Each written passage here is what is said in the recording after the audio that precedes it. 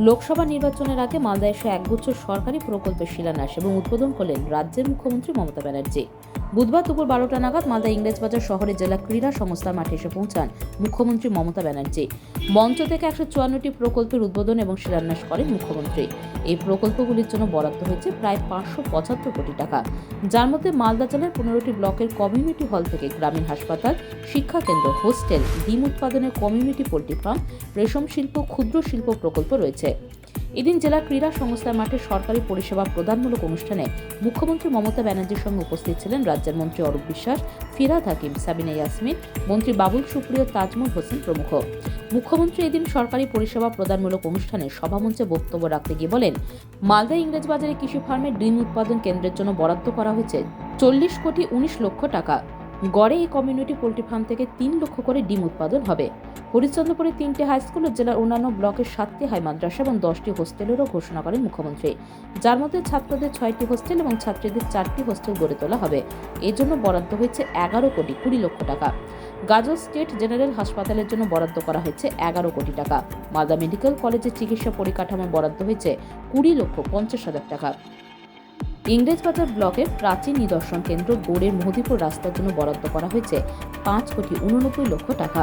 মুখ্যমন্ত্রী বলেন, ইতিমধ্যে উত্তরবঙ্গের 6 লক্ষ মানুষ সরকারি পরিষেবা প্রদান কর্মসূচির মাধ্যমে অন্তর্ভুক্ত হয়েছে।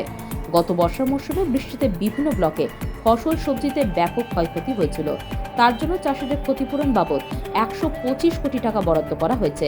মালদা মেডিকেল কলেজের স্নাতকোত্তরের আসন বৃদ্ধির ক্ষেত্রেও টাকা বরাদ্দের কথা জানিয়েছেন মুখ্যমন্ত্রী মমতা ব্যানার্জি। এদিন মঞ্চে প্রায় 1.25 ঘন্টা বক্তব্য রাখেন মুখ্যমন্ত্রী মমতা ব্যানার্জি। এরপরই সরকারি পরিষেবা প্রদান কর্মসূচি শেষ করে মুর্শিদাবাদের বহরমপুরের উদ্দেশ্যে হেলিকপ্টারে মুখ্যমন্ত্রী মমতা ব্যানার্জি। শুধু মালদার নয়, মালদার সারা পৃথিবীর মানুষের কাছে পৌঁছে যাচ্ছে। মনে রাখবেন আপনারা, মালদা এক ঐতিহাসিক স্থান, মুর্শিদাবাদ ও নদিয়াও ঐতিহাসিক জায়গা। আমরা গড়ে তুলছি Malda, Murshidabad, Nadia religious and tourism circuit, যাতে প্রচুর মানুষ আসবে। মালদার জনপ্রিয় পর্যটন স্থল গৌড়, আদিনা, পান্ডুয়া সংস্করণ উন্নয়ন, জগজীবনপুরে বৌদ্ধ মঠের পুনরুদ্ধার, পিরানা পীরের মসজিদে হাই মাস্টেরিটি লাগানো, পুরাতন কোতোয়ালি দরজার পুনরুদ্ধার, মালদা জেলা জাদুঘরের আপগ্রেডেশন, অনেক কিছু করা হয়েছে।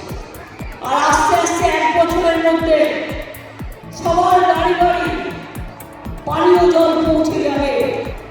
দিল্লির নেতারা টিভিতে অ্যাড করে বলে, জল ধরো, জল ধরো, জল सपनो हम कर रहा है, घर घर में पानी हम दे रहा है, नहीं दे रहा है, झूठा बोल रहा है।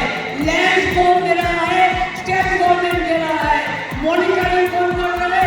स्टेट गवर्नमेंट कर रहा है। इम्प्लीमेंटेशन कौन कर रहा है?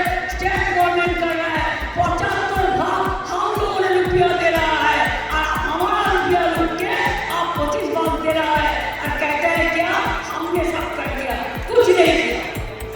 Bureau news Bangla Times.